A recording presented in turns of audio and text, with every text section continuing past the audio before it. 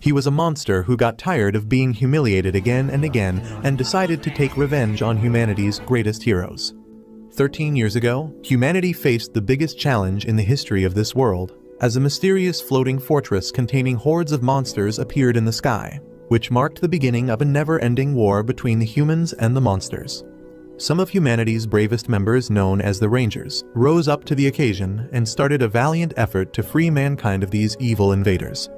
The strongest amongst them came to be known as the Dragon Keepers, including the Blue Keeper, the Green Keeper, the Pink Keeper, the Yellow Keeper, and the strongest of them all, the Red Keeper. Even after 13 years, the war between the two factions continues, as every Sunday a new wave of monster descends in the stadium, and every single time, the Keepers are there to fight against them and eliminate them from the face of the earth. This became a form of entertainment in this world where hordes of people get in line to watch the fights inside the stadium. The news reporter shows the large number of people in the arena, while the Rangers are standing guard behind them ready to deal with any problems. Finally, the Red Keeper appears and is immediately swarmed by his supporters and followers who stand by him to get autographs, while millions of people tune in from their televisions. Meanwhile, a young guy enters the arena and is immediately intercepted by two of the Rangers. The red-haired guy notices that the protagonist seems to be new in this world, but tells him not to worry as he will protect him no matter what.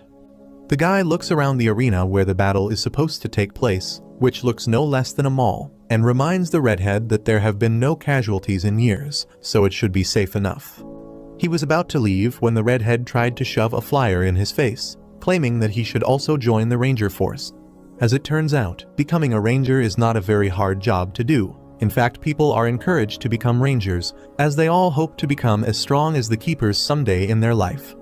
The guy refuses and is about to leave, but the blonde girl grabs his arms and tells him to reconsider and promises to meet him to get an answer by the end of the evening.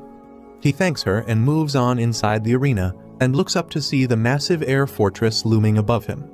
All of a sudden, a beam of lightning erupts from the fortress and a bunch of enemies spawn on the ground, wearing black robes. The people seem to be unimpressed, but soon the dust clears to show that a huge tiger monster has also arrived alongside the small monsters known as the Dusters. The crowd erupts in cheers as they boo the monsters, while even throwing empty bottles and other trash at them. Finally, the Keepers appear inside the arena as the Red Keeper tells the tiger that they will not let the monsters hurt anyone, while they show themselves before taking a very cringe pose as the crowd erupts in loud cheers. The tiger monster seems to be unfazed and claims that he was born because of the grudges of the tiger living on Earth, and he will destroy humanity so that animals can roam in the entire world again. After that, he shouts at the Dusters to take their positions and show the humans their real place. Immediately, the Dusters spring into action, and one of them rushes straight into the crowd with a sword and would have attacked a child, when the blonde-haired girl saves him at the last moment and tells the redhead to take both the mother and the child to somewhere safe while she deals with the monster. Meanwhile, the tiger uses a sonic ground blast, sending shockwaves all around the stadium, which hits the Red and the Yellow Keeper as they are hurled away, landing several yards away, while the tiger monster gloats about how he is the strongest monster they have ever faced. The Red Keeper claims that the monster's strength is extraordinary, but the Green Keeper takes it personally and grabs a huge boulder from the ground before throwing it towards the tiger. The monster's smile immediately turns into terror as he gets buried beneath the rock. But to everyone's surprise, the monster blows through the boulder and transforms into the strongest being on Earth, Truck-kun. The Keepers immediately take the strongest position possible and run towards the truck to destroy it. But Truck-kun is too OP and blasts the Rangers away into an alternate world in a single hit. They all fall to the ground, while the crowd goes silent, wondering whether this is the end of humanity. But to everyone's relief, the Keepers slowly rise up once again and get ready for their ultimate attack. The Dusters immediately swarm around the tiger monster and start talking about how much overacting they have to do every single week. While one of them notices that the Duster named Fighter D is also there even though he is not supposed to be on the shift this week. He tells them that he doesn't care about this drama anymore and refuses to act, while the other Dusters scream at him to come back as the fight is almost over.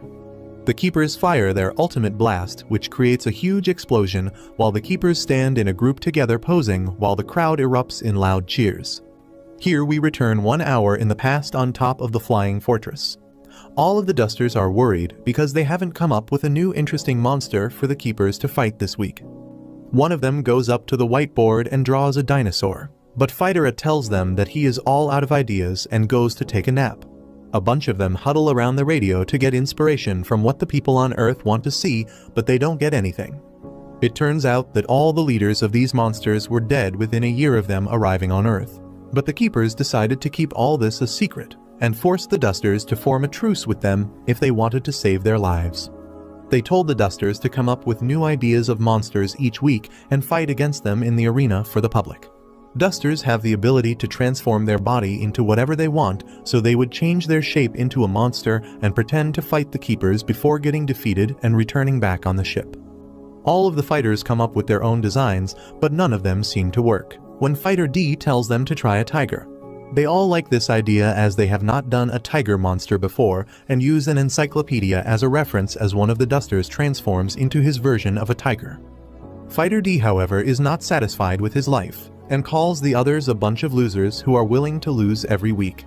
He tells them that they should try to complete their objective of world domination even if their leaders are dead, but the others simply laughed at him at that point. Back in the present, as the dust clears, Fighter D emerges, healing his body up while all the rest are gone. He tells the Keepers that he is done playing their games and runs at them in a very pathetic fashion for an attack. The Keepers seem to be confused and talk to each other about what to do, as this is not in the script. The Red Keeper, however, tells them not to worry as he will deal with this monster, and starts running at him. Fighter D transforms his arms into a sword and swings at the Red Keeper, but the Keeper tells him to follow the script from the next time or else he will be destroyed, before using his lightsaber to literally chop him in half while the crowd rejoices at the victory. Back at the fortress, all the Dusters seem relieved after a good performance, while one of them gets worried as D has still not returned yet. It turns out that D decided to ditch his fellow's mates, as he takes shape back on the roof of the arena and transforms into our protagonist from the start of the video. Just as he completes his transformation, the door behind him opens and the blonde girl walks in and asks whether he has made a decision. D smiles eerily and claims that becoming a ranger sounds like a good idea, and maybe he should appear in the recruitment exam. The blonde girl asks him about his sudden motivation, and he simply replies that he wants to destroy all of his enemies, while looking up at the giant poster of the Dragon Keepers. The next morning, he attends the training program where the program officers tell them about how the flying fortress appeared a decade ago and monsters started erupting from it and tried to destroy humanity. But the Rangers defended everyone, and 1 year after the monsters' arrival, the Keepers finally found a divine artifact with the power to destroy any and all monsters. D keeps running while looking at some of the senior officials and their funky hairstyles. He realizes that none of the new recruits probably know about how the entire Sunday Showdown is completely scripted and they are living a life of lies. He tells himself to calm down as his actual enemies are only the Keepers who destroyed their bosses and started ordering them around. Later that day, he goes on to the Dragon Keepers' headquarters where the receptionist tells him that none of the Keepers are here. He is very confused and tries to extract more information, but suddenly he gets called by the redhead that he met earlier. He introduces himself as Hibai, a rookie ranger, while the blonde girl arrives at the scene and introduces herself as Suzu before telling Hibai not to bother D. The redhead is way too excited about another new recruit and tells him not to worry as he believes that D will pass the exam as long as he wills it. D tries to get away from the weird guy because the transformed skin is pretty fragile and breaks very easily, but realizes that Suzu is looking at him very intently. He gets scared that his cover might be blown, but she tells him that they should get some lunch together. D lets out a sigh of relief as he thinks about how dumb these humans are, and gets ready to act out his plan. Meanwhile, back at the fortress, the Dusters are all playing different childish games to keep themselves entertained when one of the Dusters runs inside and screams that the Dragon Keepers are coming on the ship. All of them get scared while the Keepers arrive in a helicopter and enter the fortress. Fighter A immediately goes ahead to ask whether they want anything, but the Red Keeper tells him not to worry as he is not here to beat them up. He puts his arms on the fighter and claims that they are all comrades who made a truce amongst themselves and tells him to smile. The Blue Keeper isn't as amused, however, and claims that it isn't funny because one of them tries to blow their covers and betrayed the Rangers by not following the script. He asks whether everyone on the fortress is conspiring against them, but it tells him that D acted on his own and none of them support him. Hearing this, the Blue Keeper shouts amongst the rest to show the traitor who didn't follow the script. Everyone stands silent while a scared fighter tells him that D hasn't returned since yesterday and they can't seem to find him anywhere. The Blue Keeper gets mad and grabs his collar, asking whether they are covering up for him, but Red Keeper tells him to chill as it's not their fault that one of them betrayed the Keepers. The Red Keeper tells them to inform the headquarters as soon as they get the information about DS whereabouts and further explains that they are taking some safety measures to ensure none of this ever happens again. He introduces them to two senior rangers named Aaron and Rory, who will be residing inside the fortress from now on, and the Dusters will all work under their supervision. Everyone is quiet, but Fighter C is enraged at this breach of privacy and starts shouting at the Keepers that they can't just decide everything without even consulting them and tries to get in their faces. But the Blue Keeper delivers a swift backhand, which blows his head off, silencing him for a while as he regenerates. Fighter A immediately apologizes and begs for forgiveness, promising to follow their orders perfectly. The Red Keeper shows one last feat of strength and punches one of the giant pillars into smithereens, threatening them that if anyone tired to betray them, he will eradicate them from the world. Back on Earth, D is finally getting some good food, but doesn't really know how to eat properly, which seems to have drawn Suzu's attention, but they immediately start talking about something else. She explains that the Dragon Keepers don't stay at one location, as they have several strongholds all over the city, and Hibai claims that the Keepers and the Rangers don't only fight the monsters, but also help the world by holding cleaning drives and even helping with local police cases. Without thinking much, D ends up saying that the public would be really sad when they get to know that it's all a scripted battle. Both Suzu and Hibai stop talking, completely shocked, while D wonders how could he cover this slip of his tongue. Thankfully, Suzu speaks up and asks whether he also watched the same video on the internet which claimed that the fights are all scripted, and D immediately agrees to save his ass. After a while, both Suzu and Hibai take their leave as Suzu needs to deliver a letter to the Red Keeper, while Hibai needs to head back to the training grounds. Hearing this, D suddenly hatches a plan to reach the Red Ranger and calls onto a kid who took a picture with the two Rangers a little while before. He asks him to show the picture, and after focusing on Hibai's face, he ends up successfully transforming into him. The kid is terrified and runs away, while D decides to follow Suzu to the Red Ranger's headquarters. She asks whether he was not required at the training station, but D replies that the seniors claimed that it was a holiday today, so he thought he would help her out. They start walking when D asks whether it's fine if he delivers the letter to the Red Keeper, and after a look of amazement, Suzu agrees and hands him the letter. It turns out that he is hiding a steak knife in his bag as he intends to kill the Red Keeper the moment he gets a chance to. Suzu scans her eyes and they enter the common room where he is overwhelmed to see a lot of Rangers dressed in red clothes, which makes it impossible for him to know who the Red Keeper is, as he has never seen him without his mask. One of the Rangers walks up to him and starts asking what the hell is he doing here, and D replies that he needs to deliver the letter to the Red Keeper personally. The guy thinks it is weird and lies that he is the Red Ranger. D thinks it is the truth and was about to attack, when Suzu stops him, claiming that the guy is named Takeda and is just a senior member. Takeda, however, senses something weird and grabs his arm, asking him to show what he got in his back, scaring D as he thinks his cover is about to be blown. But Suzu comes to the rescue once again and tells Takeda to back off as Hibai is a junior and he shouldn't bully juniors. She grabs the letter from D's hands and gives it to Takeda before leaving alongside D.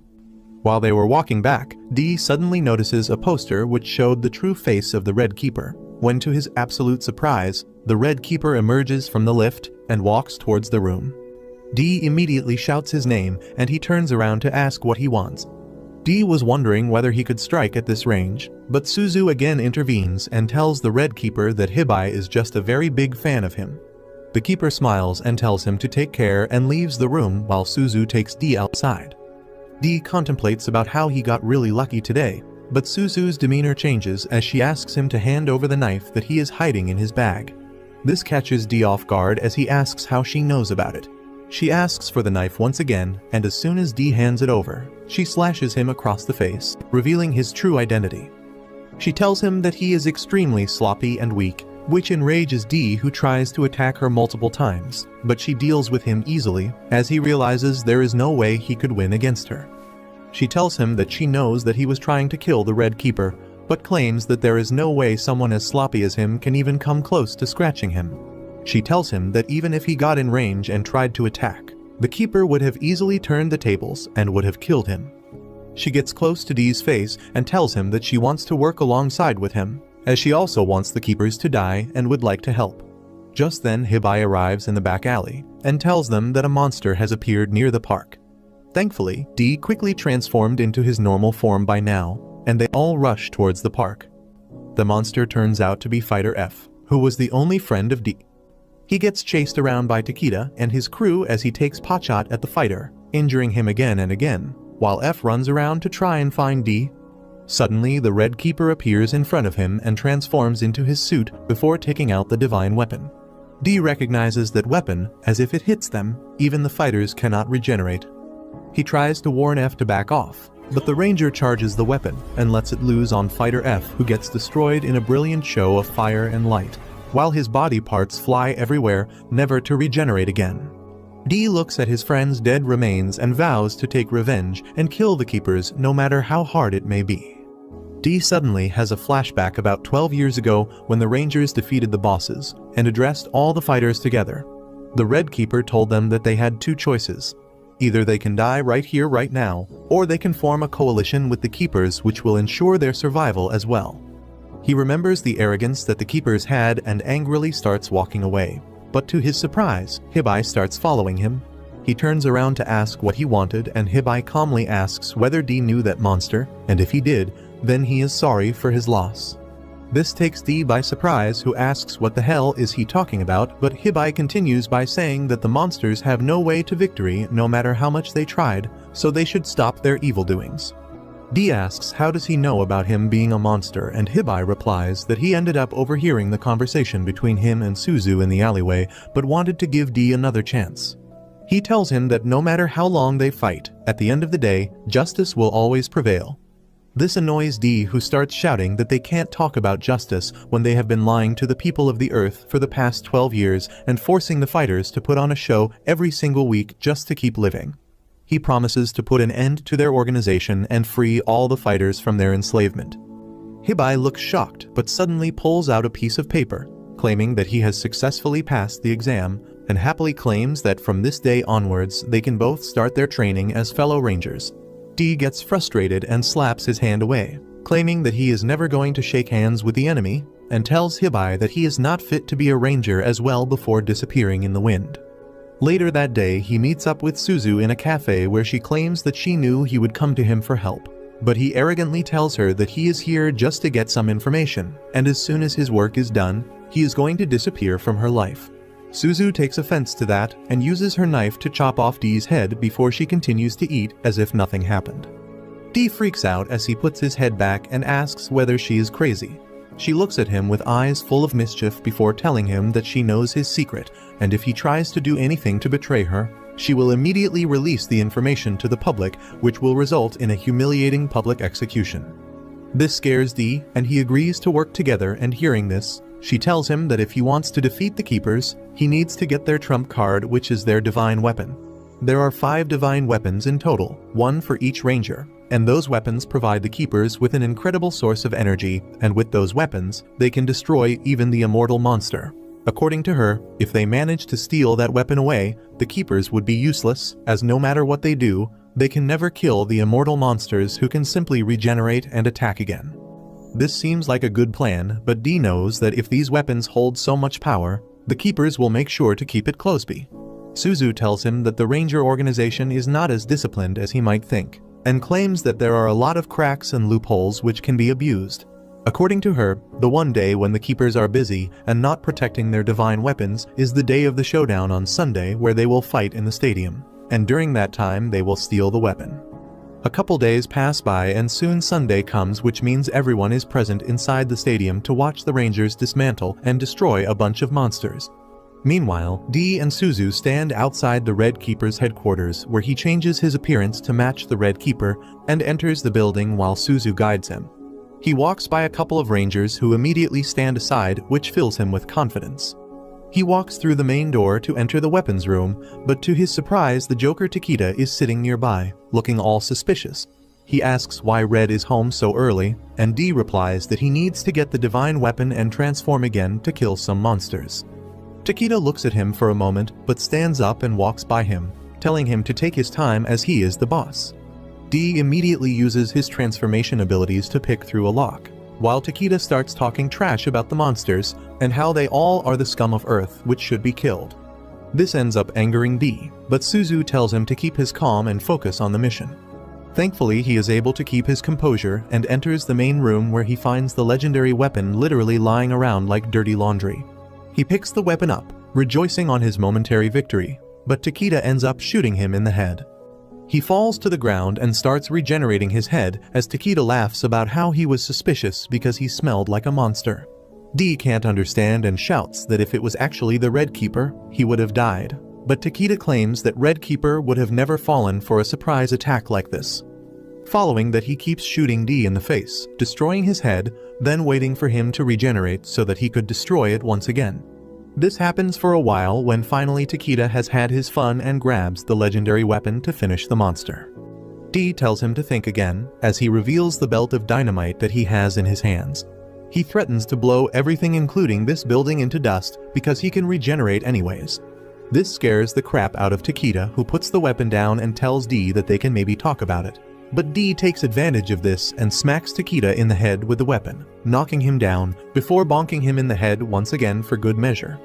Suzu congratulates him for completing the mission as he starts climbing out on the roof when, to his horror, the Red Keeper arrives and stares down at him. D gets out of the shaft onto the roof when the Red Keeper tells him to drop the weapon and run away. But D thinks that he has the advantage and rushes in for an attack, which is easily dodged by the Keeper, who sidesteps and backs off each and every time. An angry D tries to use some fancy MMA moves on him, but the Red Keeper calmly grabs his legs and throws him at the satellite disc, destroying a part of his body. D gets up once again and starts regenerating his arm while it grabs on to the giant metal ball. Finally, he is able to attach his fallen arm back while also throwing the giant metal disc at the Keeper, but to his surprise, Red simply grabs a random metal pipe and hits a home run, before throwing the pipe at D, destroying half of his body once again. D realizes that his arm holding the weapon got sliced off and was falling off the roof, so he jumps off after it and somehow manages to get a hold of it as he climbs back up. The Red Keeper simply smiles, which makes D realize that he wasn't even trying. The Red Keeper reveals that he didn't want to waste a good opportunity to film some content for the people and was waiting for the reporters to arrive. Finally, the chopper with the cameras arrive and start recording the fight, which gives Red the chance to raise some suspense by pretending to be hurt by his recent fight.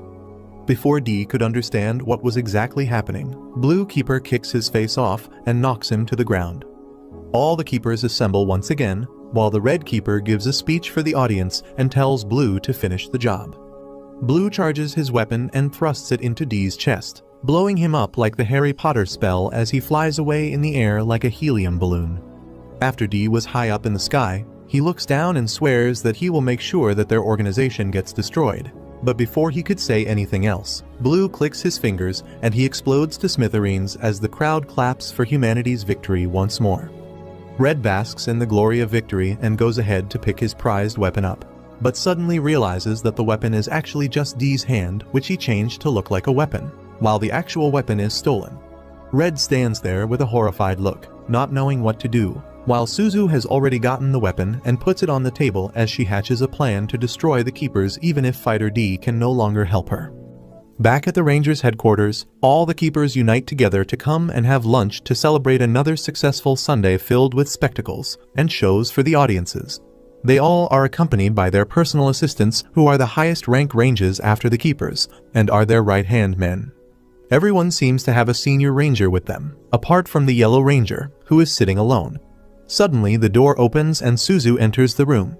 It turns out that she is the second highest rank member in the entire division of the Yellow Keeper. She walks right by him and stands without saying a word as she stares straight ahead. The Blue Keeper gets pissed off at this and tells Yellow that he should discipline his junior properly so she doesn't do stupid things like this. But Suzu is not going to hear trash talk from anyone and strikes back by saying that maybe he feels the need to use force on her junior because he loves her secretly. But she doesn't need anyone to discipline her. Blue seems to be outraged at this, but her junior immediately shuts her down and tells him to stop getting so angry all the time. Red Keeper finally speaks up and tells Suzu that she should be a good girl and apologize to them for being late, and because Suzu doesn't want to annoy the Red Keeper, she simply bows down in apology. This satisfies him, and he sits down to eat again, but tells the remaining keepers that he made a mistake today. They all look at him, and he explains that while fighting the Duster, his divine weapon ended up getting stolen, and he can't even find it even after destroying the fighter.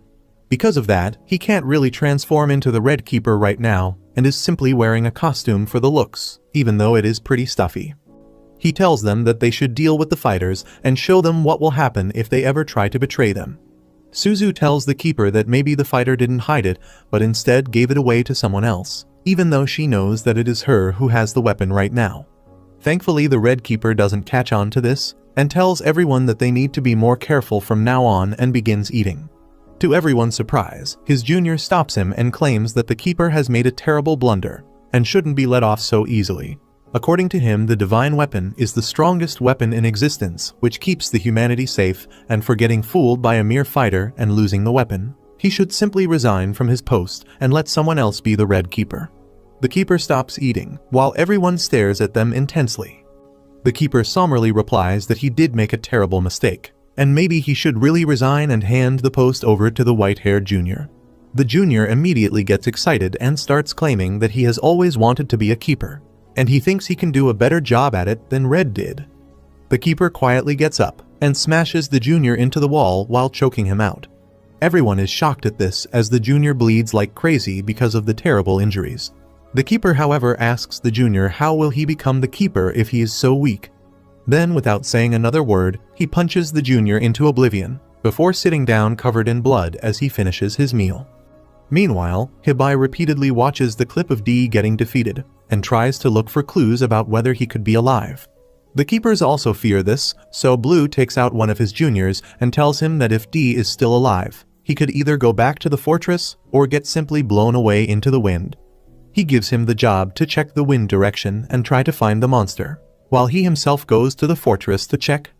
Meanwhile, D has somehow managed to survive, as he reappears inside the forest, with wounds on his entire body. It turns out that before he could be hit by the divine attack, he used the explosives that he got in the room to explode himself to make it look like he died. He manages to get his body together to an extent, but the area where he got hurt by the divine attack refuses to heal itself. He starts crawling away into the forest while reminding himself that he can't die right now as he needs to defeat the Rangers and dominate the world. Suddenly, he looks up to see Hibai looking down at him. It turns out that Hibai also expected D to survive and decided to look for him in the forest. He brings him back into a cave where he sets him down and asks if he is okay. He tells D that he is here to help him, but the fighter gets mad at him and tries to strike him, only to fall down because of his injuries. Hibai tells him to calm down and notices that he is unable to heal his stomach wound, so he offers to put some first aid on it. D refuses to take his help and tells him to back off, as he decides to use a part of his arm to fill the wound in his stomach, which would do as a temporary fix. Hibai is fascinated by this. D immediately gets embarrassed and starts showing off his skills by converting his arm into a cat, and then asks Hibai whether he has any requests. Hibai asks him to turn the hand into his face, and D manages to do so very easily, so after that Hibai asks whether he can create a mask of a fighter's face. D tells him that it is not a problem for a great fighter like him, and immediately creates a mask of himself before handing it over to Hibai.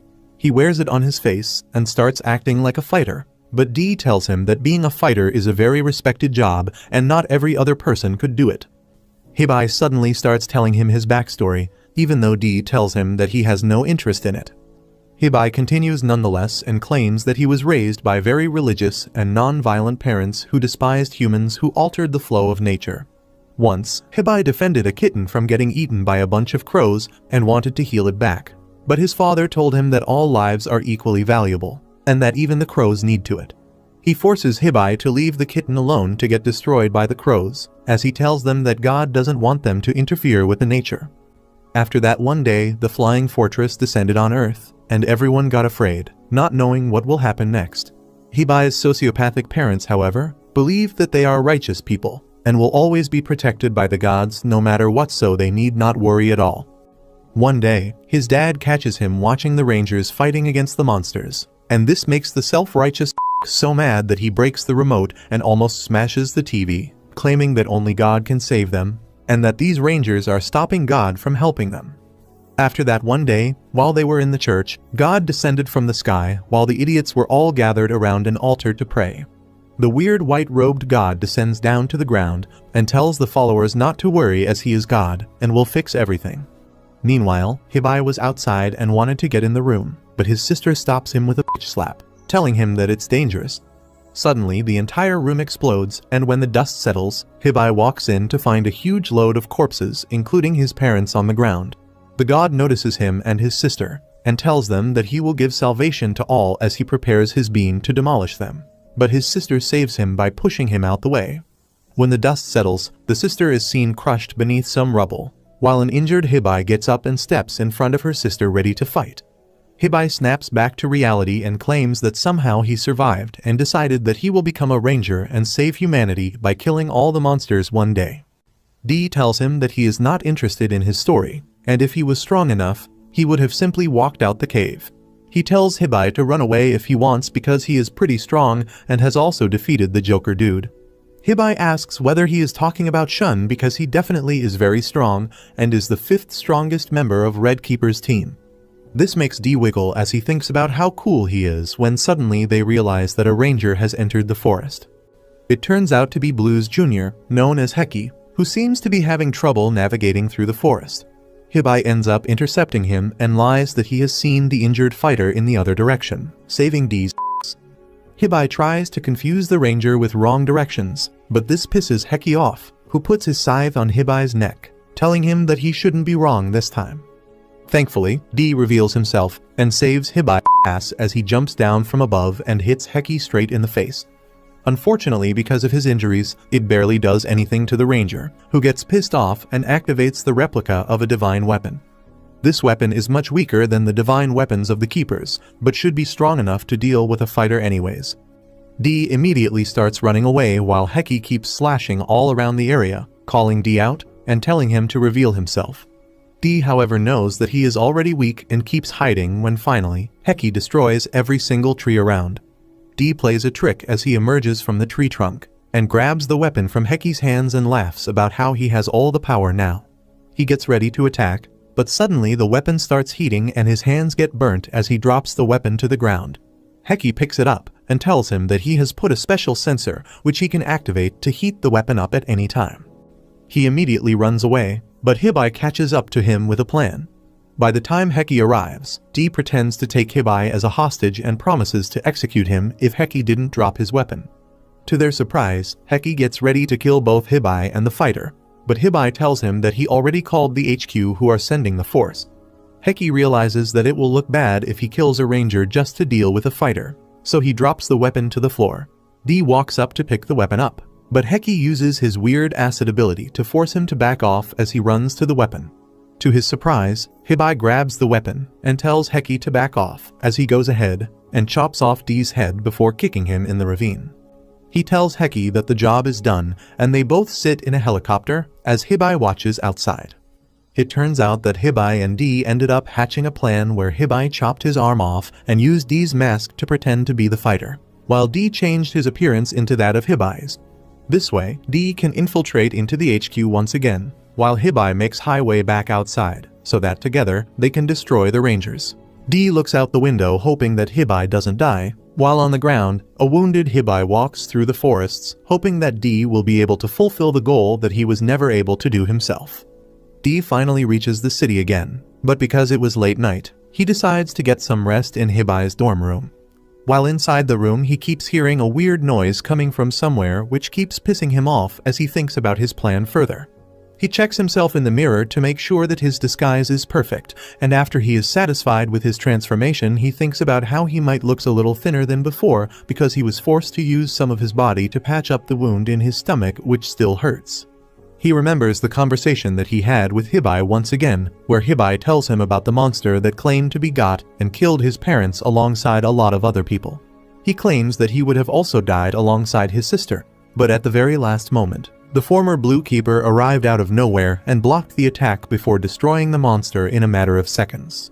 According to Hibai, the former Blue Keeper was an excellent person, and even took both Hibai and his sister under his wings to raise them as his own child. This was the reason why Hibai got so excited to be one of the Rangers. But when he actually entered the world, he realized that this is all a sham created by the Keepers to milk the public out of their money as they forcefully keep the war between humans and monsters going. He looks at D and tells him that they need to end the war once and for all, but D has nothing much to say. As for him, ending the war means killing all the Keepers and the Rangers before taking over the world, as he has never learned what else he could do to end a war. Hibai, on the other hand, simply wants to expose the Keepers, as he claims that once he tried to sell a bunch of tapes that he secretly recorded to a big news studio. But when he arrived at the point of contact, some people attacked him, forcing him to flee, as he realized that the problem is extremely deep-rooted at this point and won't disappear this easily. Hibai then turned to D and asked him about his plans for the futures when the war ends, but surprisingly enough, D has nothing to say as he has never even thought about it. Suddenly, he snaps back to the present because of the weird noise in his room and shakes his thoughts as he tries to focus at the task at hand, which is the death of all the Keepers. He walks over to the desk to find a laptop half open with the light blinking. He has never seen this device before, so he starts inspecting it. But his clumsy drops the laptop down and it literally breaks into two separate pieces. Just then, he remembers Hibai telling him that once D enters the Rangers HQ, he will probably meet with his fellow Rangers, so Hibai recorded all the data about his relationships with each one of them inside the computer, so that D has no issues acting like him. He turns pale and immediately runs over to the tech department where he begs the IT nerd to fix his PC. At first the nerd refuses, but ends up taking the laptop anyway to try fixing it once. In return, he hands Hibai a bunch of ID cards, as he tells him to distribute them to all of his fellow mates. He starts walking through the corridor while thinking about how the nerd was very nice for a ranger, and decides that he will kill the nerd in the very end because of his niceness, when suddenly someone calls him out. He looks over to find a black and blonde guy straight out of Tokyo Revengers walking towards him as he congratulates him for killing a fighter all on his own. D quickly ruffles through the ID cards and quickly finds out that the guy is named Yama and hands him the card, trying to act in a friendly manner. Thankfully, Yama seems like a friend of Hibai's, so he asks him whether they could get out of the building. But Yama reminds him that during work hours, they are basically on a curfew and cannot leave the building at all. He looks at the floor plan, realizing that he is basically in the basement, as he turns around once again and asks whether he can meet one of the Keepers. Yama politely replies that even he wants to be a part of their team, but to do that they have to perform well in simulations, and only then they might get selected by one of the Keepers. D cusses Hibai out in his mind for being such a loser without a rank, but Yama tells him not to worry, as when he joined the Rangers, even he thought that he will become the next Red Keeper in no time and get all the girls and glory. But all of it turned out to be only a figment of his imagination, as he didn't even get selected in any of the teams. Yama tells him that the rest of the Rangers can be found in the canteen, and he should distribute the rest of the cards over there. Taking his advice, D heads towards the canteen where he spots a bunch of different Rangers just sitting and chilling around. He starts handing them their cards one by one, while also trying to understand their relationship with Hibai. After distributing most of the cards, only 3 remain. He walks over to one of the white-haired candidate who seems to be sitting alone, but the moment he tries to touch the Ranger, he swings his arms at him, barely missing, as D falls to the ground. The white-haired guy tells him to stay away from him as he walks away, while Yama tells him that he shouldn't mess with that guy as he is dangerous. D tries to get the remaining 2 cards off the ground, but one of the Rangers put their feet on it, telling him to back off. The weird Afro dude picks both the cards up and gives one to his delinquent friend, who looks at D and tells him not to act too high and mighty because he killed a fighter, as according to him all fighters are weaklings anyways. D controls his anger to not blow his cover. After that, he starts walking back to his dorm room when he suddenly gets called out from behind. He turns around to see a beautiful woman in a wheelchair slowly racing towards him, claiming that it's been a while since they last talked. D obviously has no idea who the hell this person is and starts panicking when he notices that their eyes are matching, and gambles his life on the hunch that she is Hibai's sister. His gamble turns out to be correct, as she asks why is he being so distant from her for the past few days. Dee doesn't know how to reply to her as he has no idea what's happening between the two of them, so he simply makes an excuse and runs off back into his room. He starts breathing hard as he cusses Hibai out for not mentioning that his sister was also a part of the Rangers. Suddenly, the noise starts coming from the closet again, and pissed off at it, Dee walks up and opens the closet with a bang. To his utter shock, he spots a pair of beautiful eyes staring back at him. This scares him, and he starts running away, but the girl immediately jumps out and grabs him before putting a sword to his throat. She immediately calms down and claims that she didn't know Hibai came back. This makes him realize that this girl is also a fighter who must have been stranded on Earth. She asks when will he let her out of the room, but before Dee could clear up the confusion, Hibai's sister sounds from outside and asks whether Hibai is okay. The fighter girl immediately starts walking towards the door, claiming that she will kill all the Rangers but will make a special exception for Hibai because he was nice to her. Before she could get to the door though, Dee jumps from behind and grabs her mouth, pushing her to the ground and tells her to be quiet for now.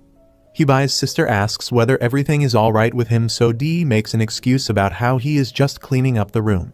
This sudden movement surprises the fighter girl, who thought Hibai was much more mild-mannered, and she asks what happened to him that made him so assertive. Dee has no idea what the hell she is talking about and wonders what the hell she is doing here. He immediately clears up the confusion as he reveals his true identity as a fighter, claiming that his name is Dee, and he is here to infiltrate and defeat the Rangers from the inside. The girl immediately bows down and apologizes for attacking him, claiming that she didn't know the monsters were still alive on Earth. He tells her to stay hidden for now as he opens the door and lets Hibai's sister in. He makes an excuse about how he was fixing some pipes when she offers him some apples. He tries to take them and get out of the room, but she stops him, claiming that she wants to talk. He tries to have a conversation with her to the best of his abilities, but she seems to have some suspicions as she accidentally throws her knife at the cupboard where the other fighter was hiding. Dee immediately rushes to retrieve it and hands it over to her. This raises her suspicions even more, but before she could investigate, she gets a call and is forced to leave. Suddenly, the girl fighter erupts from the cupboard and accuses Dee of being on the same side of the Rangers, as he didn't kill the girl that came in this room. Dee tells her to calm down, but she attacks him, as she claims that she didn't bow down to the Rangers and continued fighting on Earth, and she will keep doing till they are dead.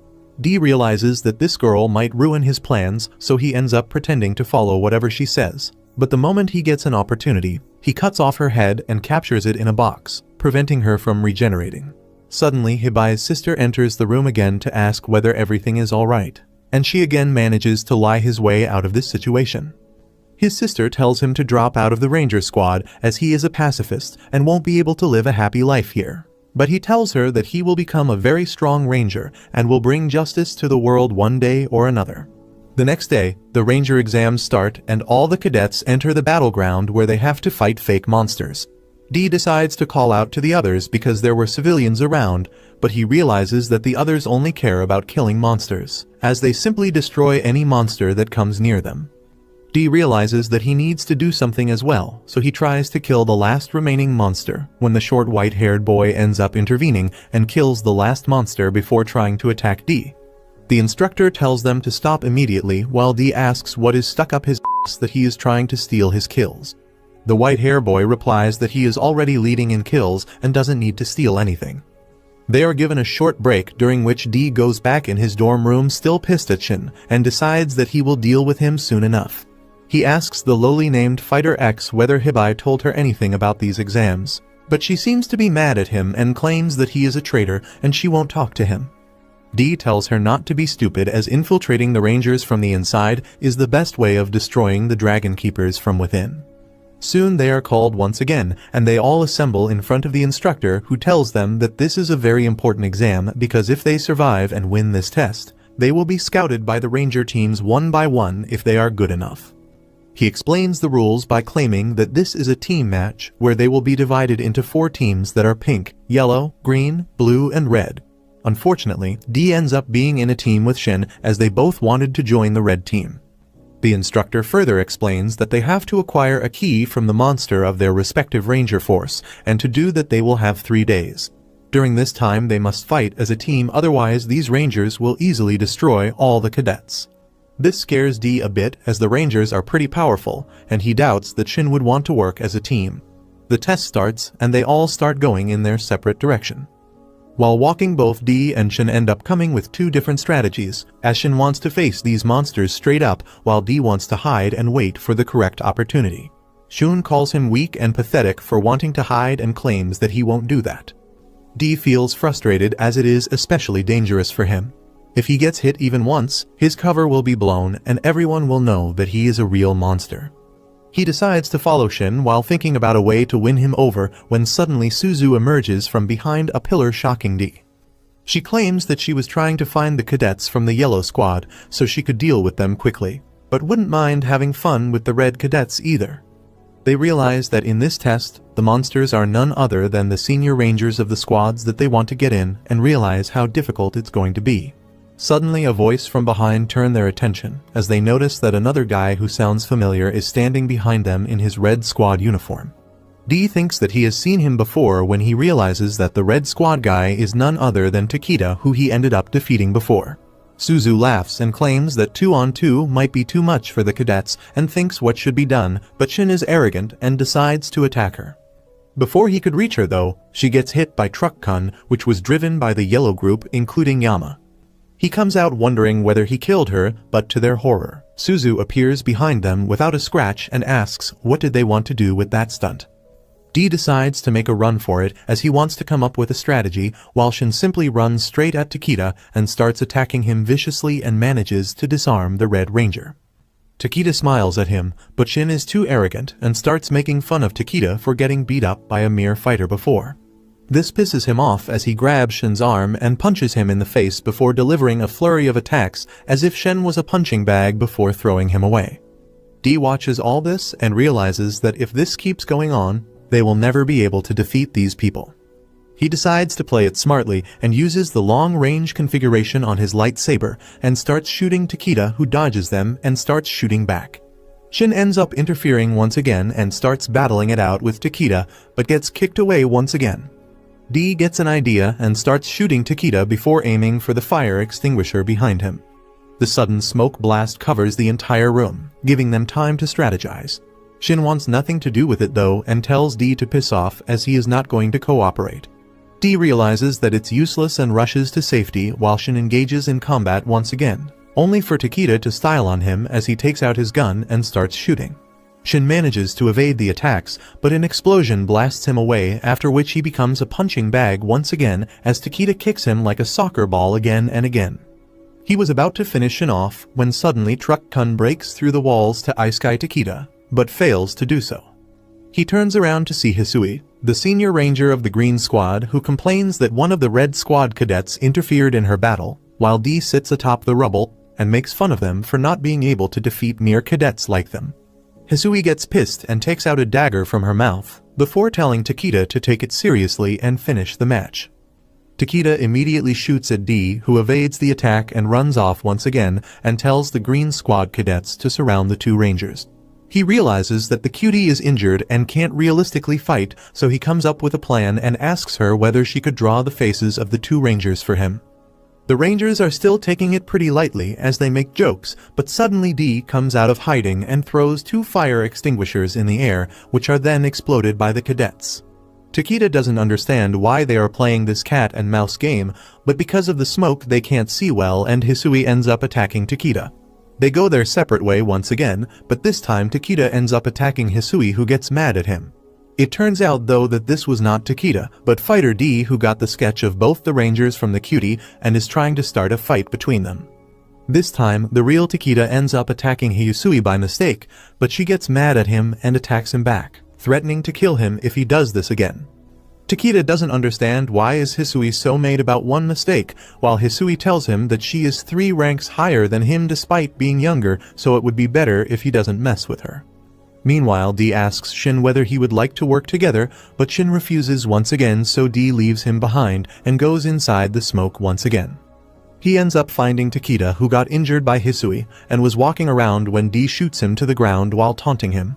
Dee realizes that because Takeda can't see very well from his left eye due to his injury, he is more susceptible to attacks from that direction and hurts him once again. This pisses Takeda off as he starts swinging his sword around randomly and gets tricked by Dee, which gives Shin the opportunity to attack him, and with the help of D, he manages to land a massive punch, knocking Takeda down. Suddenly, Hisui walks through the smoke completely frustrated and kicks the shit out of Takeda in anger before punching Shin to a pulp.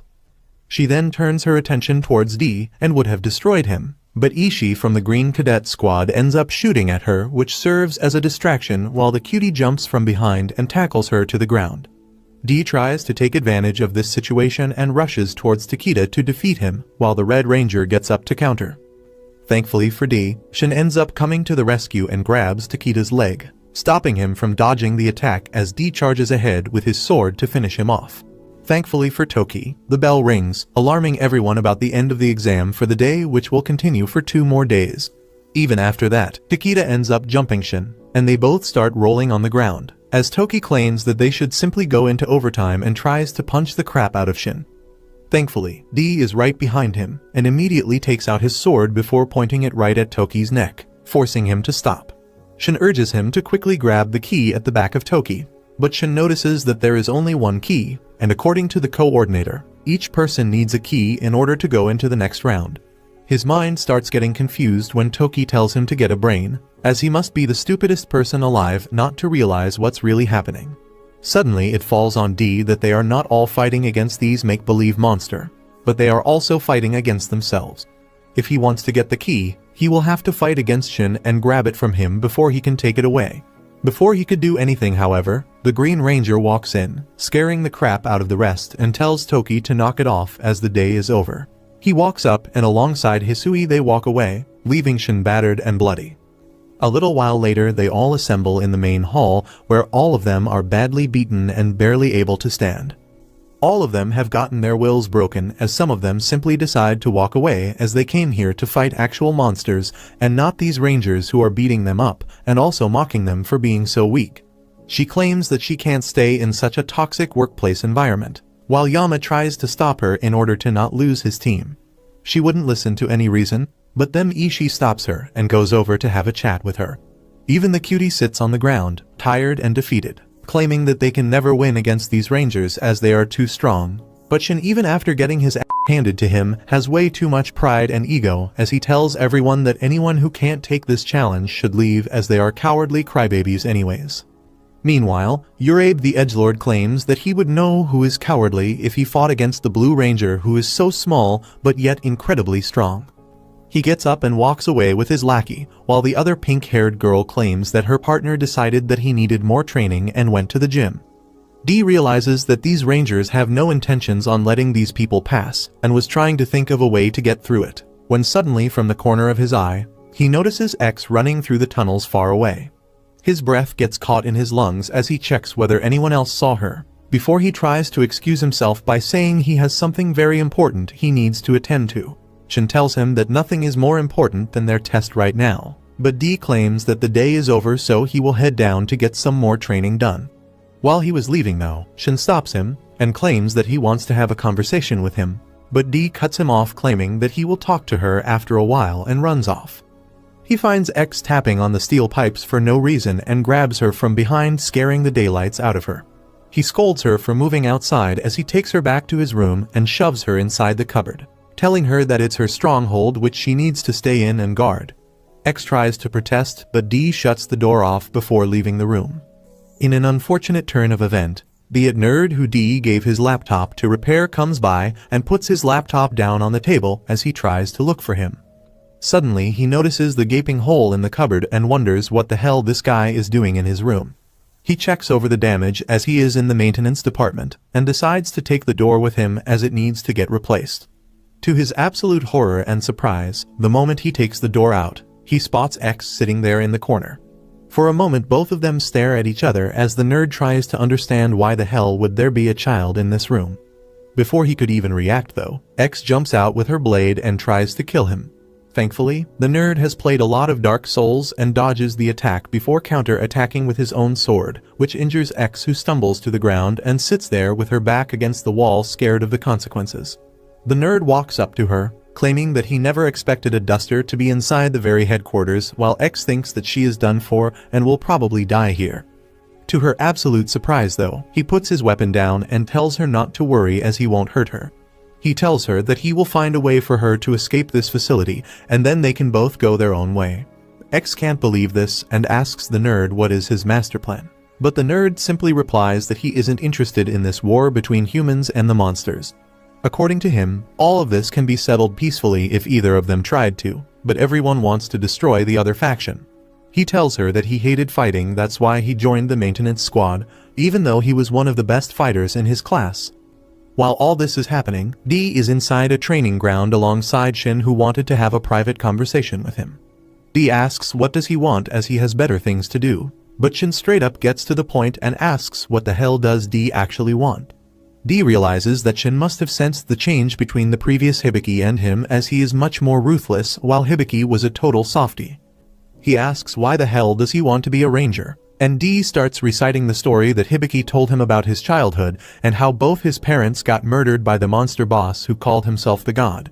He continued that the Blue Ranger saved him, and ever since then he wanted to become like that. Very eagerly, Shin asks about this monster boss that he was talking about, but D himself doesn't know anymore, so he lies that he forgot about it. That's when Shin reveals that 4 years ago, his brother, who was also a ranger, got killed by that very monster who didn't even give him a fighting chance, and simply trampled his body to the ground.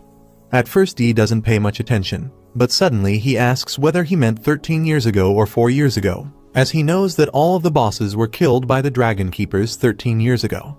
Shin looks at him suspiciously and tells him that he is acting like the Dragon Keepers, who told him that it's impossible that his brother was killed by a boss monster, and completely ignored his pleas as they closed the case on his brother. Ever since then, Shin got obsessed with taking revenge and started watching all the Sunday Showdown. But to his surprise, the monster that killed his brother never appeared. In fact, the monster bosses that come during that time are pathetically weak. D thinks about how they are weak because they are simply the dusters pretending to be monsters. D thinks that this must be a mistake, as there is no way a boss monster is still alive and walking the earth in disguise, as he thinks about whether X knows anything about it. Back in his room, the nerd tries to calm X down and starts telling her a way to escape this place, when suddenly they hear a beam charging, and a powerful beam completely goes from one side of the nerd to the other, leaving him dead on the ground in an instant. Fearful of what she might see, she slowly turns her head around only to see the god monster, who stands in front of her and asks whether she is alright and how he liked what the nerd said. X is completely mind blown, as she can't comprehend how a boss monster can be alive, but the god tells her not to worry and come with him. After a while, D returns back to the room thinking that X is still in the cupboard, while in truth only the dead body of the nerd is lying there. The next morning he goes to the training ground as the match starts, but to his surprise, Shin hasn't arrived yet. Suddenly the Blue Ranger appears and starts talking to him sweetly, claiming that she lost the key already. She gives him the location of Shin as he runs down, only to find him engaged in a battle with Toki. D tells him to calm down as they have to work together, but Shin doesn't seem to hear him and keeps pressing on the attack. To his surprise, suddenly the other rangers like Ishii, Urabe, the annoying girl all start attacking Toki in unison, but even after that he manages to dodge and hit all of them away. During the confusion though, Shin manages to grab the key from Toki, winning the battle. Toki sits down in the corner, while D stands there unable to believe his eyes as he realizes that these 5 asshats have joined forces and betrayed their teammates to work together as a team and get the keys for themselves. They all walk away while D joins a defeated Yama and the cutie in a van, where Yama claims that they should just forget about it. The cutie tells them that even they should make a team and try to win it back, which sounds like a good plan to D, who goes ahead and finds the abandoned member from Urabe's team lying on the ground beaten. He tries to wake Kagu up to join them, but he refuses before angrily punching D. To his surprise, he realizes that D is not actually a human but a fighter, which makes him piss his pants as he immediately gets up and starts following his orders. They find out that the betrayers have gathered 4 keys already, and the only one remaining is the Yellow Ranger Susu, so they surround her completely and point their weapons at her. She refuses to give the key to them, which forces all of them to shoot, but when the dust clears they realize that she is completely unharmed. Suddenly Kagu jumps from the shadows and attacks her with his sword, while D smiles thinking it was a direct hit, but when the dust clears they realize that she has a barrier surrounding her. Kagu tries his absolute best with constant attacks to wither the barrier down, but it is of no use as she stands there bored. They all start shooting, but their ammo soon runs out. D shouts that they have to put their all, so they drop their weapons and lunge forward to attack her. But she easily walks by them with quickness and shoves Yama in the wall because he is acting too much like a bitch. She starts making fun of his cowardice when D tries to punch her away, but she blocks it. She suddenly realizes that this guy is not Hibai but definitely D, so she simply hands the key over to Yama and walks away. They all start celebrating, but their celebrations are stopped as the betrayers walk by them and the nasty bitch grabs Yama's hands and takes the key out before claiming that they won. D angrily tries to strike her down, but she blocks the attack, and before he could follow her, Urabe starts clashing with him.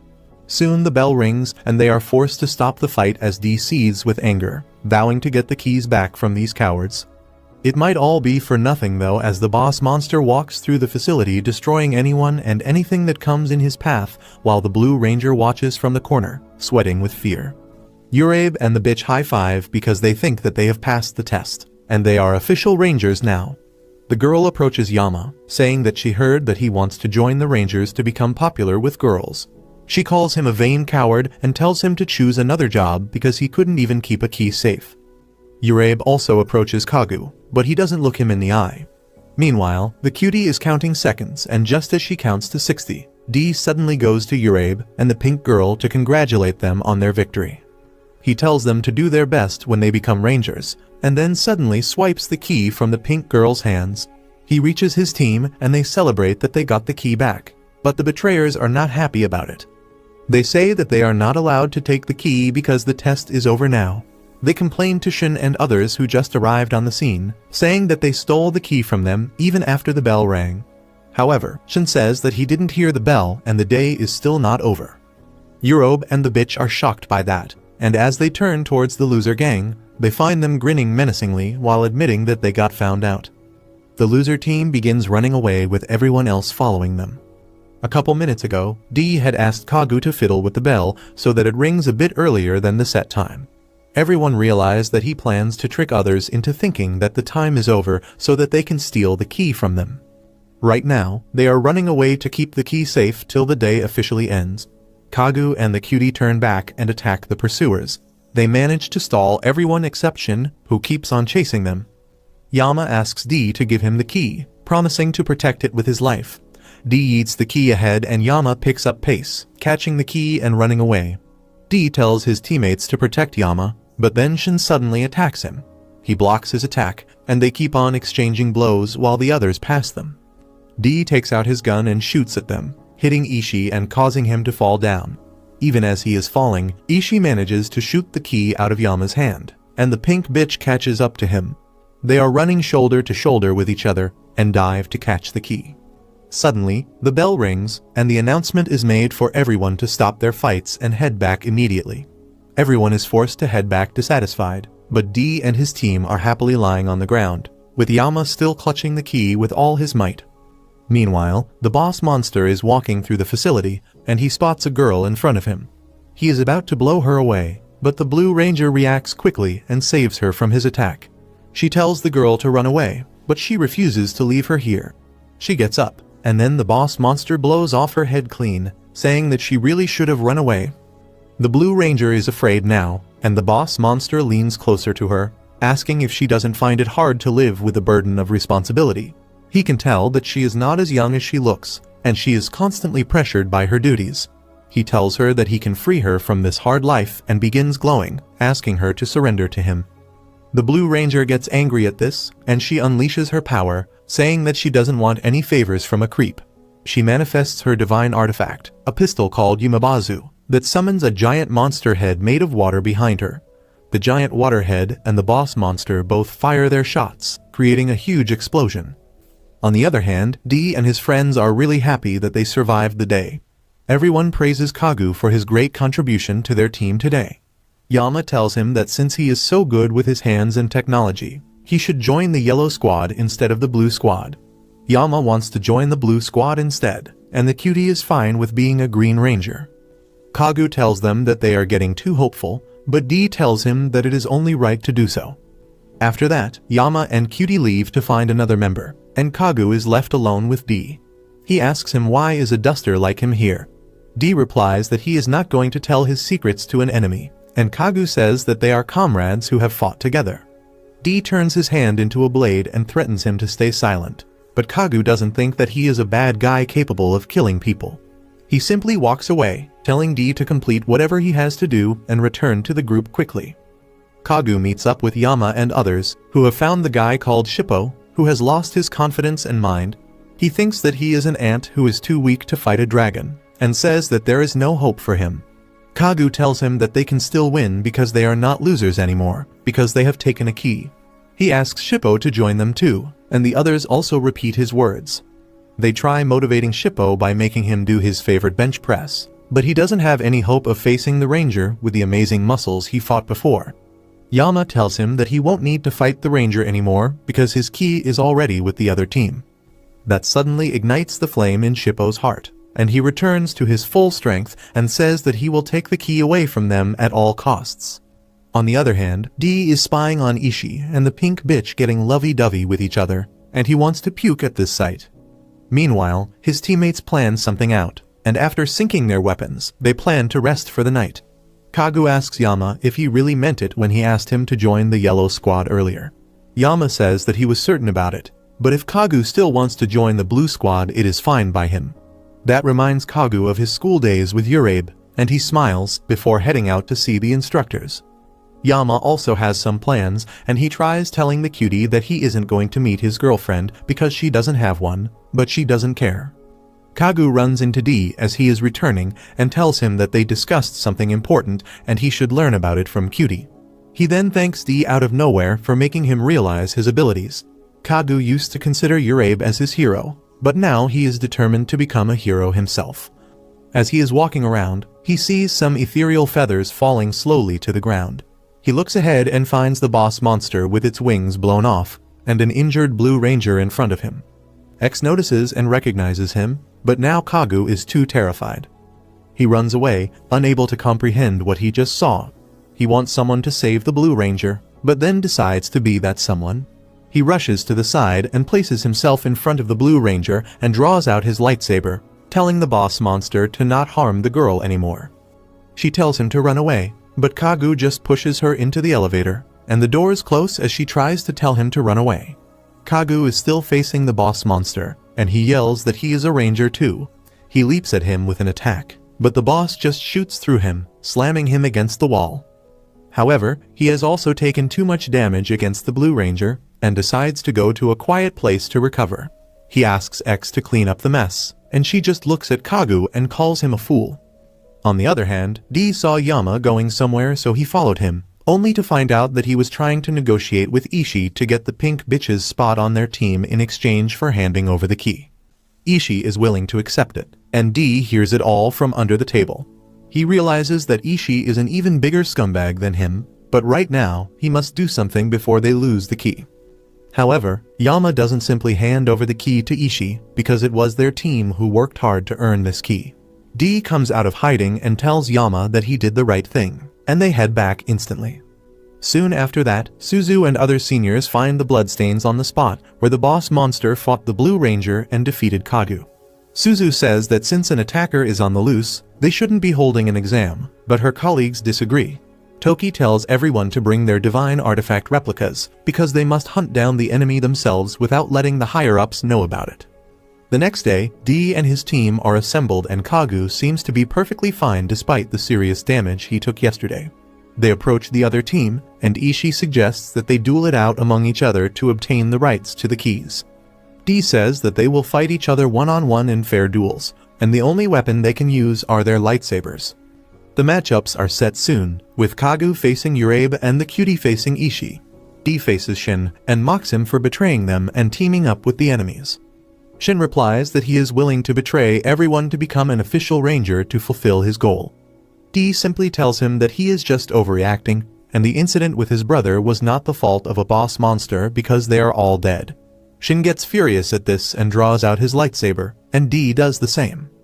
However, D's lightsaber is much longer and more powerful, and Shin is dumbfounded on seeing that. Yesterday, the cutie told D about something extraordinary that Kagu had discovered in their weapon. Apart from being a gun and a lightsaber, it could be modified to a third configuration that releases a great amount of energy at once, and it is extremely helpful for a short duration fight. Now, everyone is using the same energy burst configuration. D swings around the lengthy laser blade, destroying the floor with each swing, and Shin can only dodge his attacks. D laughs, saying that he is invincible now, and Shin shoots a fire extinguisher to block his vision. He begins shooting at him, and D braves all the shots before dealing a powerful attack that crashes the floor beneath them. Shin is on the ground now, and D points his sword at him, asking him to give up the key and also the stupid quest for vengeance. He tells Shin to admit that there was no boss monster who killed his elder brother and he was just imagining things. That infuriates Shin, because those are the same words that the Red Ranger told him at his brother's funeral. Shin tried convincing him that he saw the boss monster with his own eyes, but the red bastard refused to believe him. He said that the boss monsters only come down for Sunday showdowns, and his brother must have been killed by a weak fighter. He told Shin that his brother was too weak to be a ranger, and those words still fuel him. Shin gets up, telling D that he is not going to stop at anything, because the entire ranger force is his enemy. D sees a glimpse of himself in him, so he asks him to surrender nicely. However, Shin attacks him, and D is forced to strike him down with his full power. As Shin falls down, he remembers his brother's words when he had just passed the test to become a ranger cadet. He used to say that it is not just the monsters, but all the injustices of the world that are his true enemy. Thinking about that, Shin gets up and starts hitting his sword on the rocks. D asks him if he has lost his mind, but then Shin's sword breaks, and he is able to unleash the energy burst mode, much to D's shock. Now they are on equal grounds, and Shin declares that he will surely win this fight. Meanwhile, the cutie has pushed back Ishii, and he can only hide as she searches for him. On another side, Shippo keeps boasting about the burst form, and how he is undefeatable with it. Seeing that she has no chance, his opponent decides to surrender, and Shippo is perplexed. At another location, Yama has the clear advantage of the pink bitch who is ragged and tired after fighting against him. Yama tells her that earlier he thought that the title of a dragon keeper was like a trophy, but he has truly realized that he can show off his charms to women all over the world using it. This creeps the pink girl out, and then Yama begins attacking her again. At the same time, Urabe is facing Kagu, but he is actually X in disguise. The injury on his eye releases the black dust particles, and Urabe is nervous now, as he asks his opponent who he really is. However, Shin and D are equally matched with both of them utilizing the energy burst form of their weapons. Back to the fight between the pink girl and Yama, she declares that her determination to become a dragon keeper is much more stronger than him and his perverted dreams. However, just then, Kagu comes there carrying the blue key, and the pink girl is afraid that Urabe has already lost. She suddenly begins recalling her past.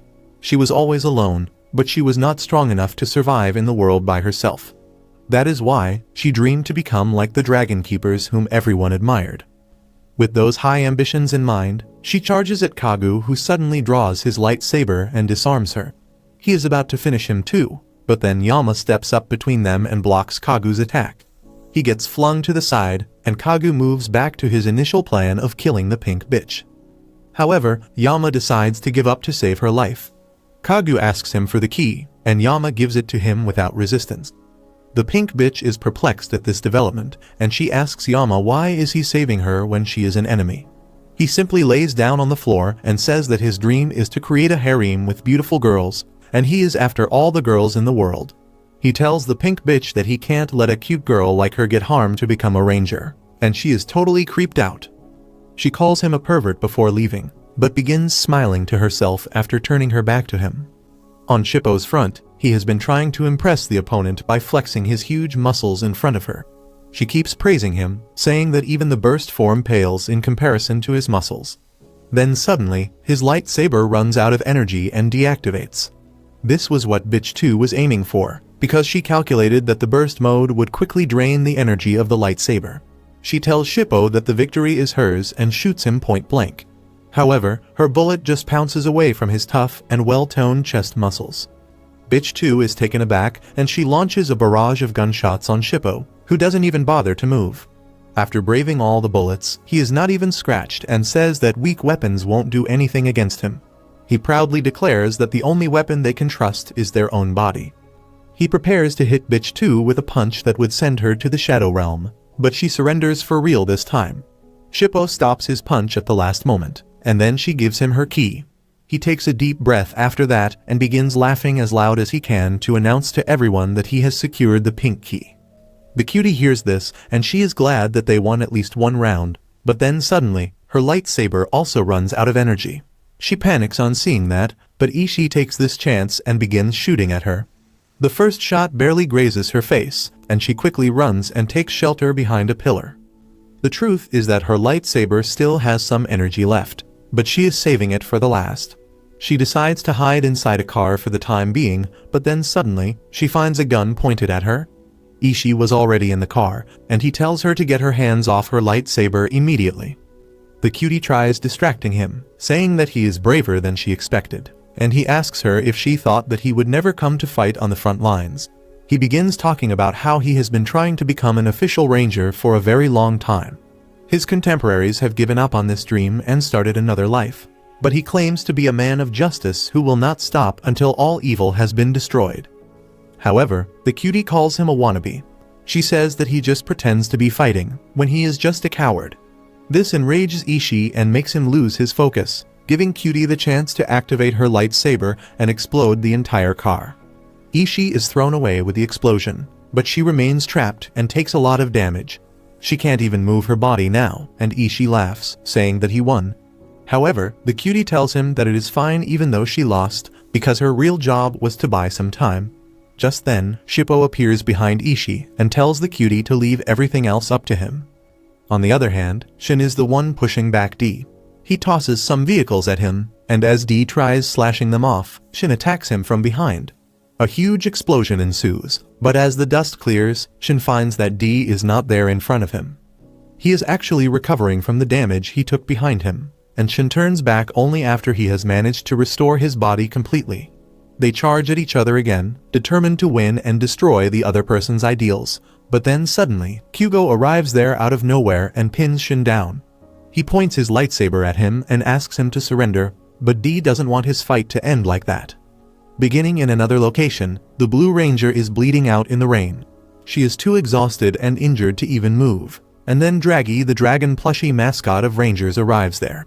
It asks her if she was injured by a boss monster, and the girl can only ask him to pass her message to the Blue Dragon Keeper. She recalls the first time she met the Blue Keeper who treated her like a stupid kid and didn't want anything to do with her. However, she was determined to help him to the best of her abilities and kept acting as his personal assistant. She thought that he was a lazy, moody, and violent person, but one day, she saw that he beat up a few people who were bullying a street cat. That day, her opinion of the Blue Keeper changed, and she told him to not talk in public as that would only make him misunderstood. Now, the Blue Keeper arrives there and transforms in front of her, and then other people also come there to take the girl to hospital.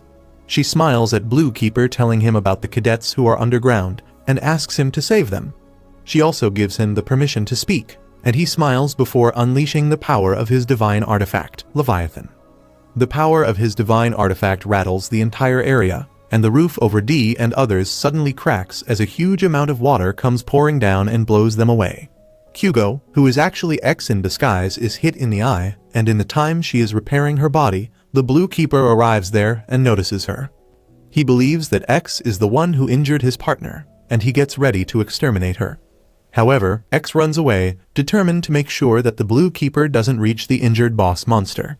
She is ready to sacrifice herself for his cause, but as she turns around, the Blue Ranger slashes her body in half. Despite that, she doesn't die, and her body is repaired almost instantly. The Blue Keeper kicks her inside a trailer, where she wonders why is she still alive.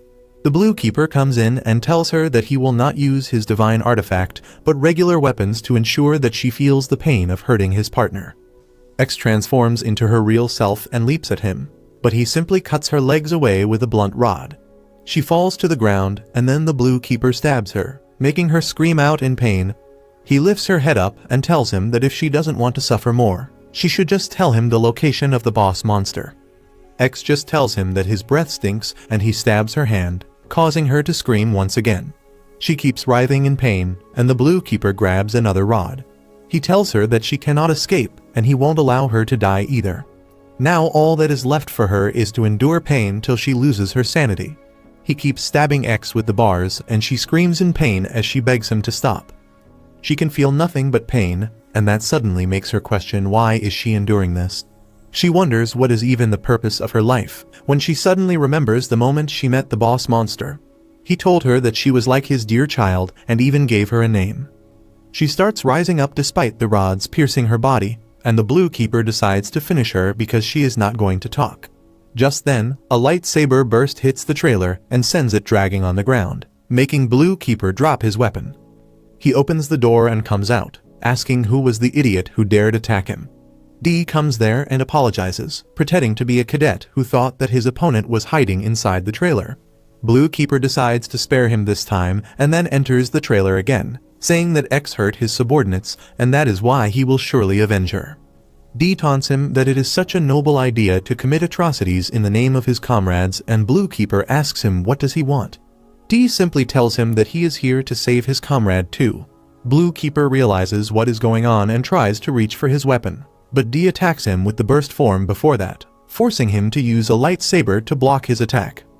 Dee is determined to kill Blue Keeper to avenge all his fallen comrades, but just as he is about to pierce his guard and hit him, Blue Keeper activates a barrier that his partner gave him a few minutes ago. He thanks her for that and then tells Dee that he will die for breaking the rules.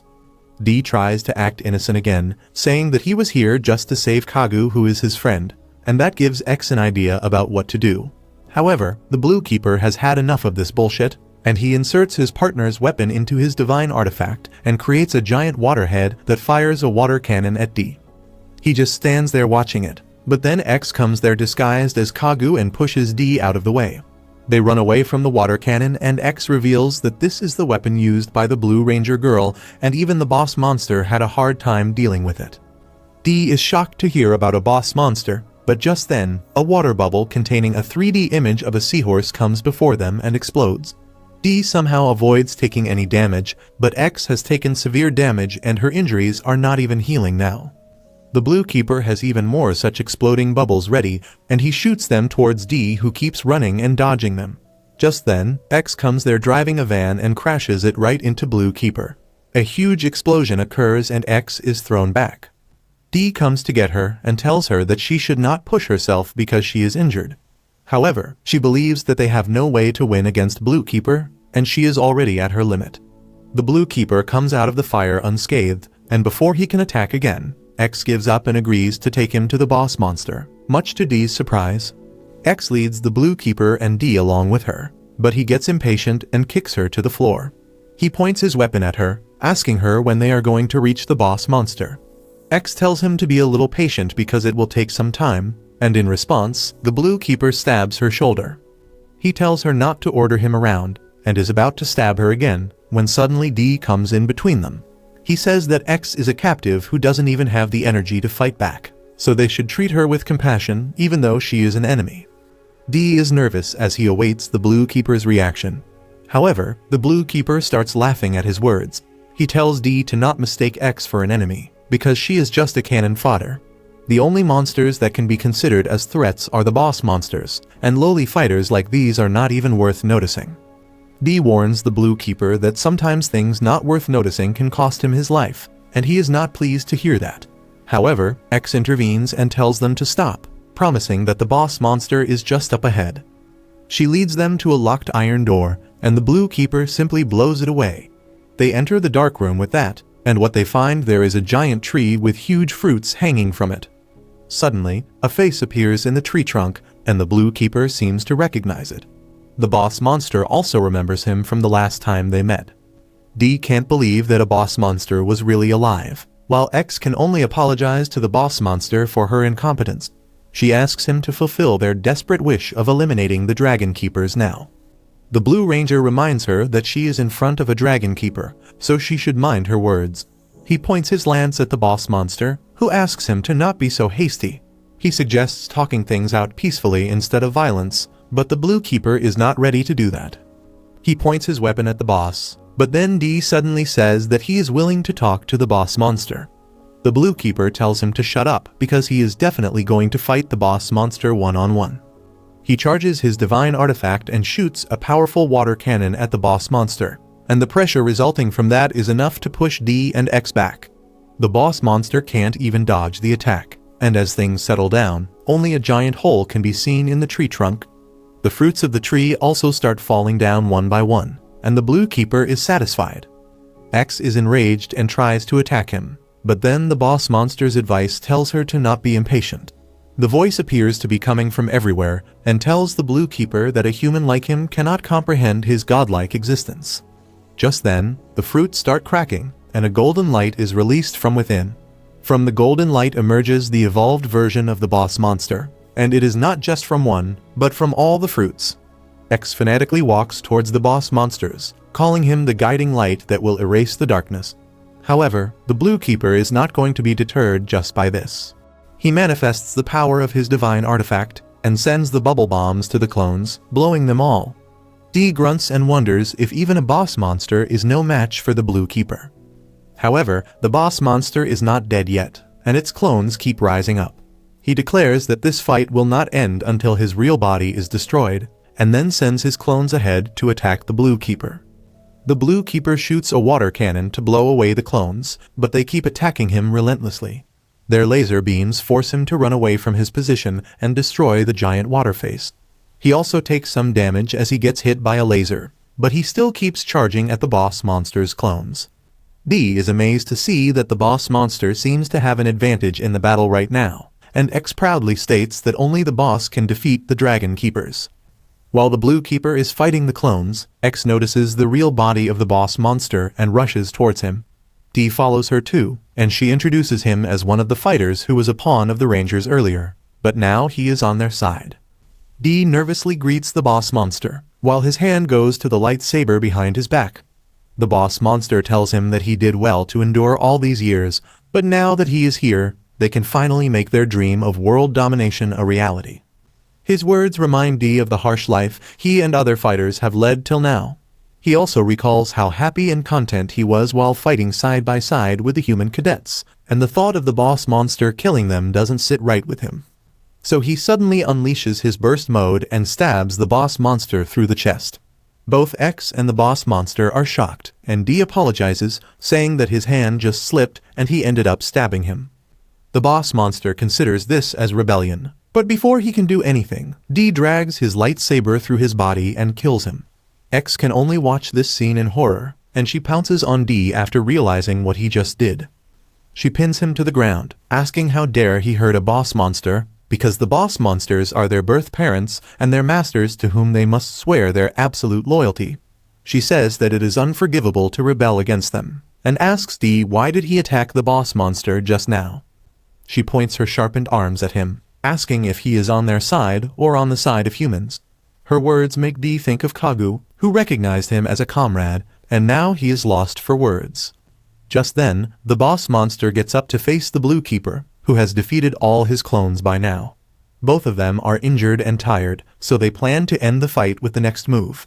They charge at each other, but it turns out that the boss monster already has an escape plan.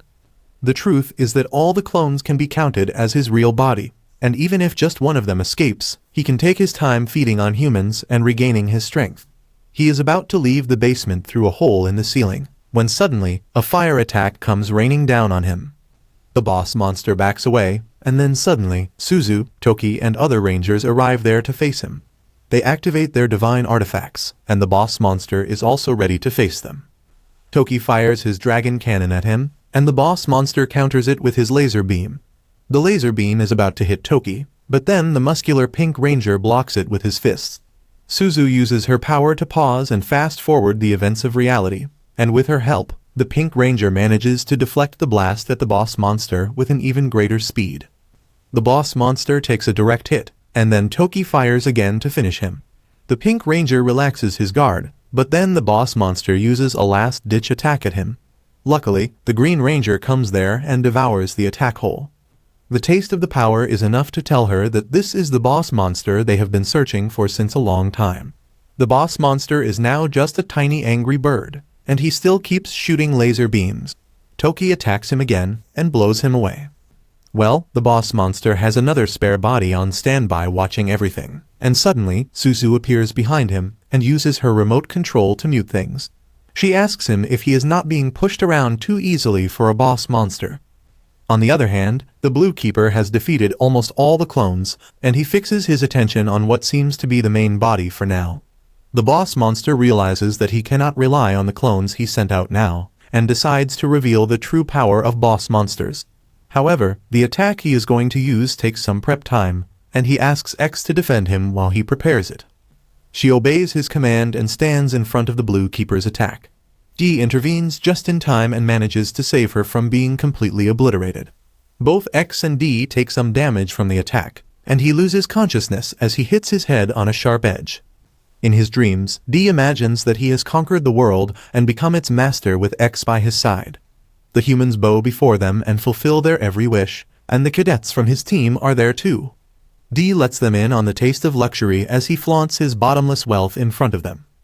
However, the dream takes a turn for worse quickly as the boss monster shows up in the restaurant.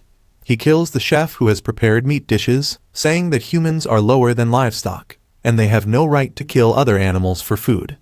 D panics and tells his friends to run away, but they tell him that it is all right. They are willing to give anything up to be killed by the boss monster, because they feel guilty for the sins the Rangers have committed against the monsters for all this time. The boss monster kills everyone with that, and D finds himself standing in between the corpses of his friends. He suddenly hears Hibai's voice, congratulating for his victory. He asks D if he is satisfied now, because this is how his dream of world domination looks like. D loses his mind, saying that this is not what he wanted, and Hibai tells him that this is what will happen if the Rangers die and the boss monster lives. He asks D to give up on destroying the Rangers, and join him to reform them. D returns to his senses with that, and finds X struggling to crawl towards the boss monster, who is not even here. He used her as a meat shield to buy time to escape, and now she has an identity crisis because she doesn't know what to fight for anymore. On the other hand, Ishii and others are supporting Shin as they try to get away from the test site. They wonder if they should try getting the keys back, but the pink bitch believes that it is not worth it now, because they are in a really dangerous situation. She feels someone approaching, so she runs ahead, hoping that someone has come to rescue them. However, she finds herself in front of the boss monster and immediately runs back to her team, saying that she found nothing. Shin notices that something is amiss, so he grabs a lightsaber and heads ahead as an explosion rattles the place. Yama and others also notice it, and wonder if they should join the fight or just evacuate. Yama notices the bird form of the boss monster flying away, and he chases after it, purely on instinct to hunt it down.